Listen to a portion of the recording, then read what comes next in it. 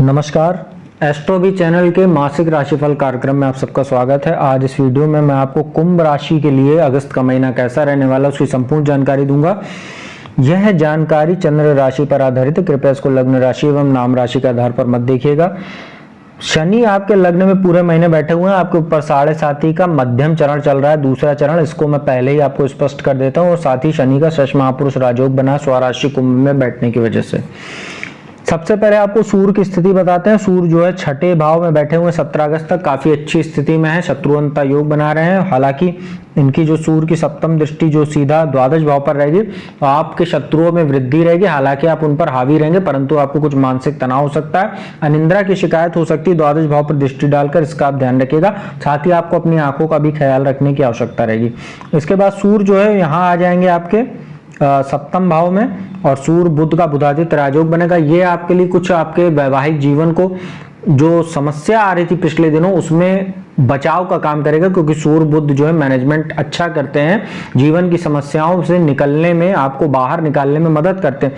हालांकि आपको ये ध्यान रखना है, राहु की पंचम दृष्टि और शनि की सप्तम दृष्टि भी यहाँ पड़ रही है। और आपका जो है 17 अगस्त तक मंगल बैठे हुए हैं सप्तम भाव में। सूर्य तो 17 अगस्त से आएंगे, मंगल बुध पहले ही बैठे रहेंगे। तो वैवाहिक जीवन का पूरे महीने आप ध्यान रखिएगा। और सूर्य बुध सप्तम भाव में बैठे हैं, ये आपको व्यापार में अच्छी सफलता देंगे। साझेदारी में यदि आप व्यापार करते हैं तो उसमें ये आपको कहीं ना कहीं फायदा देने का काम करेंगे, आपके बिजनेस को बढ़ाने में ये मदद करेंगे। बस आपको अपने वैवाहिक जीवन का ध्यान रखना होगा। साथ ही साझेदारी में व्यापार करते हैं तो अपने पार्टनर पर आंख मूंद कर भरोसा ना कीजिएगा, अन्यथा आपको कोई धोखा वगैरह भी हो सकता है राहु की दृष्टि की वजह से। इसके बाद बुध की बात करते हैं। बुध तो पूरे महीने ही यहाँ बैठे हुए हैं, हालांकि 17 अगस्त को मंगल के साथ है, तो आपको कहीं ना कहीं थोड़ा सा भ्रम की स्थिति हो सकती है। शनि की भी दृष्टि रहेगी, क्रोध, अहंकार, चिड़चिड़ेपन से आपको बचने की आवश्यकता रहेगी, क्योंकि लग्न पर दृष्टि रहेगी। मंगल और बुध की भी 17 अगस्त तक, और शनि से सीधा दृष्टि संबंध बनेगा, तो स्वास्थ्य भी आपका कहीं ना कहीं प्रभावित होगा, इससे आपको ध्यान रखने की आवश्यकता है। और सप्तम भाव में मंगल रहेंगे, वहां भी मांगलिक दोष रहेगा। इसके बाद 17 अगस्त के बाद अष्टम भाव में आ जाएंगे तो भी मांगलिक दोष आपके लिए बनाएंगे। तो वैवाहिक जीवन का मैं बार बार कह रहा हूं, पूरे महीने ख्याल रखिएगा।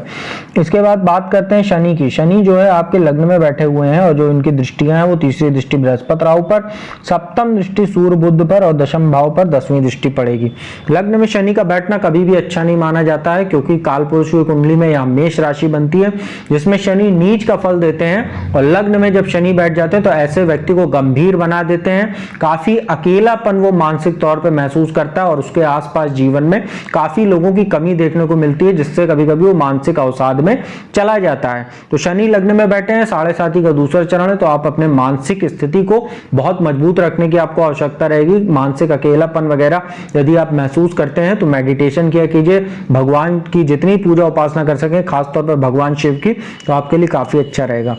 लग्न में शनि बैठकर तीसरी दृष्टि से यहाँ बृहस्पति राहु को देख रहे हैं, तो पराक्रम में तो आपके वृद्धि कर रहे हैं, परंतु आपको यह ध्यान रखना है कि बेवजह के वाद विवाद में अपने को पढ़ने से बचाएं। साहस कब दुस्साहस में बदल जाएगा और आप समस्याओं में फंस जाएंगे, आपको पता भी नहीं चलेगा इसका, इसलिए आप काफी सतर्क रहिएगा पूरे महीने। इसके बाद जो सप्तम दृष्टि रहेगी वो यहाँ सप्तम भाव पर पड़ रही है, सूर्य बुध पर। तो जैसा मैंने बताया, वैवाहिक जीवन का अपने ख्याल रखिएगा आप खास तौर पर, और अपने वाणी पर आप संयम बरतिएगा, अन्यथा छोटी छोटी बातें बड़े विवाद का जन्म ले सकती हैं इस 7.5 के काल के दौरान। इसके बाद दशम भाव पर दृष्टि रहेगी, तो लग्न में बैठ के दशम भाव पर दृष्टि डालेंगे। दशम भाव अपना ही घर होता है कालपुरुष की कुंडली में शनि का, तो राजनीति से जुड़े हुए लोगों के लिए विशेष अवसर रहेगा। लॉ फील्ड से आप जुड़े हुए हैं, साथ ही जो छात्र लॉ फील्ड की तैयारी कर रहे हैं, एलएलबी वगैरह, एलएलएम वगैरह, या अगर आप वकील बनना चाह रहे हैं, पीसीएसजे वगैरह का एग्जाम देने जा रहे हैं, पार्टिसिपेट करने जा रहे हैं, तो उसमें शनि का अच्छा आपको कहीं ना कहीं प्रभाव देखने को मिलेगा। साथ ही शनि से जुड़ा आप व्यापार करते हैं, जैसे पेट्रोकेमिकल्स, कच्चे तेल का, लेदर, शिपिंग का इंडस्ट्री, कल कारखाने, पुर्जे, लेदर, चमड़ा, बीड़ी, तंबाकू, सिगरेट, इन सब चीजों का यदि आप काम करते हैं तो भी शनि आपको लाभ देने का काम करेंगे इस गोचर काल के दौरान।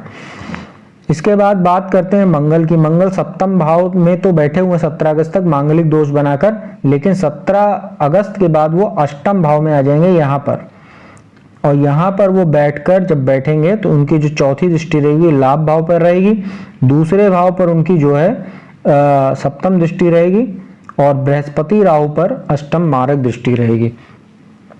तो अष्टम में मंगल बैठे हैं, आपको ब्लड इन्फेक्शन जैसी समस्या भी देंगे, साथ ही आपका मानसिक चिंताएं भी बढ़ाएंगे, दुर्घटना के भी योग बनाएंगे, आपको गाड़ी वगैरह चलाते समय सावधानी बरतिएगा। इसके बाद एकादश भाव पर दृष्टि रहेगी तो अचानक धन लाभ वगैरह आप करा सकते हैं। आपको ये जैसे शेयर मार्केट वगैरह में आपने निवेश करके रखा है तो आपको कहीं ना कहीं धन लाभ के अवसर पैदा करा सकते हैं। कोई पैतृक संपत्ति से जुड़ा मामला आपका चल रहा है उसमें भी ये मंगल आपको कहीं ना कहीं प्रभावी बना देंगे और आप अपने बात करने के तरीके से आप जो है कहीं ना कहीं या जो संवाद शैली आपकी इस गोचर के दौरान रहेगी या दूसरे भाव पर दृष्टि डालकर, क्योंकि दूसरा भाव पैतृक संपत्ति का भी होता है और अचानक धन लाभ का अगर अष्टम भाव होता है तो कहीं ना कहीं अचानक आपको पैतृक संपत्ति का भी लाभ हो सकता है, साथ ही ससुराल पक्ष से भी कोई आपको यह आर्थिक लाभ करा सकते हैं अष्टम भाव में बैठे मंगल। हालांकि आपको अपने जैसा मैंने बताया आपको कोई सर्जरी वगैरह का भी योग बना सकते हैं। पहले तो कुछ सर्जरी आपकी पेंडिंग थी तो हो सकता है इस गोचर के दौरान 18 अगस्त के बाद से आपको वो सर्जरी भी करानी पड़ जाए।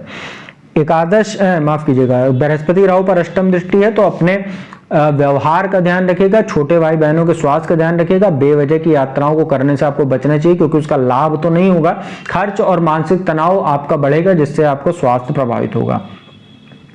इसके बाद बात करते हैं बृहस्पति राहु की। बृहस्पति राहु जो है यहाँ तीसरे भाव में बैठे हैं जो और इनकी जो दृष्टियां हैं वो यहाँ सप्तम भाव पर पड़ रही है। सप्तम दृष्टि नवम भाव पर है और एकादश भाव पर नौवीं दृष्टि है।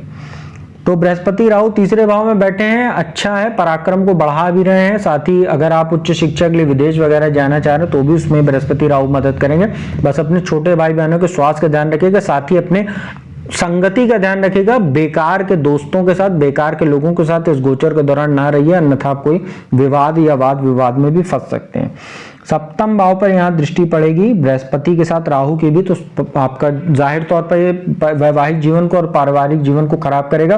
साथ ही यदि आप रिलेशनशिप वगैरह में उसमें भी ये संबंधों को खराब करेगा और कोई धोखा वगैरह के भी शिकार आप हो सकते हैं, इसका आप ध्यान रखिएगा। चरित्र वगैरह आपका बदनामी के योग बनाएगा राहु की दृष्टि शनि की दृष्टि एक साथ यहाँ पड़कर। इसके बाद भाग्य स्थान पर दृष्टि है तो भाग्य में आपके अच्छे आपको अवसर मिलते रहेंगे, इसमें कोई दो राय नहीं, क्योंकि बृहस्पति की दृष्टि और एकादश भाव पर राहु और बृहस्पति की संयुक्त दृष्टि आपको लाभ कराती रहेगी, आय में वृद्धि कराती रहेगी। आपको जो है राजनीति वगैरह क्षेत्र में आपको जो है अच्छा रणनीतिकार बना सकती है। लॉ वगैरह फील्ड से आप जुड़े हुए हैं या कोई मिलिट्री इंटेलिजेंस या उसमें अगर आप जासूसी का काम करते हो तो उसमें राहु की दृष्टि कहीं ना कहीं आपको लाभ दिलाने का काम करेगी। इसके बाद शुक्र की बात करते हैं। शुक्र जो है आपके लिए समस्यादायी हो जाएंगे 7 अगस्त के बाद से। 7 अगस्त तक तो यहाँ वो बैठे हुए हैं सप्तम भाव में, बुध शुक्र का लक्ष्मी नारायण राजयोग बना हुआ है। इसके बाद वो उल्टे चलते हुए कर्क राशि में आ जाएंगे छठे भाव में, 7 अगस्त से बैठेंगे और ये पूरे महीने यहीं रहेंगे। तो आपके लिए डायबिटीज वगैरह या मूत्र विकार संबंधी चीजें या हार्ट संबंधी कोई समस्या आपको पहले से थी तो वो बढ़ सकती है, इसलिए आप इसका ध्यान रखिएगा। साथ ही आपको सिगरेट, शराब, मांसाहार जैसी चीजों से दूर रहना चाहिए। एक्स्ट्रा मैरिटल अफेयर वगैरह से आपको बचना चाहिए, अन्यथा ये जो शुक्र है यहाँ से द्वादश भाव को देखेगा और आप किसी वाद विवाद, साथ ही ब्लैकमेलिंग वगैरह के भी शिकार हो सकते हैं। पुरुष हैं तो महिला, महिला है तो पुरुष के माध्यम से आप ब्लैकमेलिंग वगैरह के शिकार हो सकते हैं। खर्चों पर आपको लगाम लगाने की आवश्यकता रहेगी। छठे भाव में बैठा जो शुक्र है यह आपको भौतिक सुख साधनों में आपका मन ज्यादा लगेगा, जिससे आपको कर्ज वगैरह लेना पड़ सकता है और आपका बजट बिगड़ सकता है, जिससे आपका मानसिक तनाव भी बढ़ेगा और आगे वो कर्ज चुकाने में आपको कुछ समस्या पैदा हो सकती है। इसलिए शुक्र की स्थिति 7 अगस्त के बाद से आपके लिए काफी समस्या पैदा कर सकती है छठे भाव में बैठ के। इसके बाद अंतिम में केतु की बात कर लेते हैं। केतु भाग्य स्थान में बैठे, इनकी दृष्टियां लग्न पर है शनि पर, सप्तम दृष्टि बृहस्पति राहु पर और पंचम भाव पर नौवीं दृष्टि पड़ेगी। लग्न पर दृष्टि पड़ेगी तो जैसा बताया आपका स्वास्थ्य प्रभावित करेंगे, मानसिक चिंताओं को बढ़ाएंगे, मानसिक अवसाद देने का काम करेंगे। बृहस्पति राहु पर दृष्टि है तो आपके पराक्रम को कभी कभी दुस्साहस में बदलेंगे, जिसका आपको ध्यान रखने की आवश्यकता रहेगी। और पंचम भाव पर दृष्टि डालकर आपकी शिक्षा में कुछ अवरोध उत्पन्न करेंगे, बेवजह की चीजों में आपका मन लगाकर। साथ ही संतान की ओर से आपको चिंता दे सकते हैं और संतान उत्पत्ति यदि आप इस समय काल चल रहा है कुंभ राशि वाली महिलाओं का तो काफी सतर्क रहिएगा, अन्यथा कोई मिसकैरेज वगैरह भी करा सकते हैं ये, इसका आप ध्यान रखने की आवश्यकता रहेगी।